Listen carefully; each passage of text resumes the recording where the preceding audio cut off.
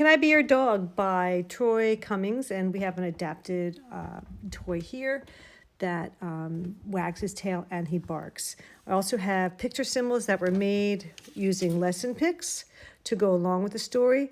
I cannot send you these picture symbols until unless you have lesson pics. Lesson pics is $36 a year. If you've never used it, I really suggest looking into it. It's a fabulous program. I use Boardmaker as well, but I think Lesson Picks has more features in it, at least different features than Boardmaker, and something that you definitely want to look into. Okay, so this is how I use the book. Can I Be Your Dog? So it starts off with Arfie writing a letter to different people, and this one he's writing a letter to the people in the yellow house asking if he could be their dog. And I have the sentence would be, Arfie mailed a letter to the people in the yellow house.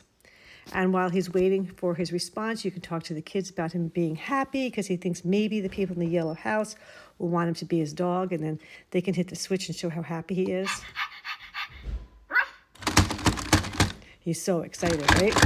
He just kind of goes back and forth. Other levels, he sings songs, but this one we just do the bouncing. And then as the story goes on, of course, the people in the yellow house say no to him, so then you can use your communication board and say, Arfie found out that they said no, and Arfie was very sad.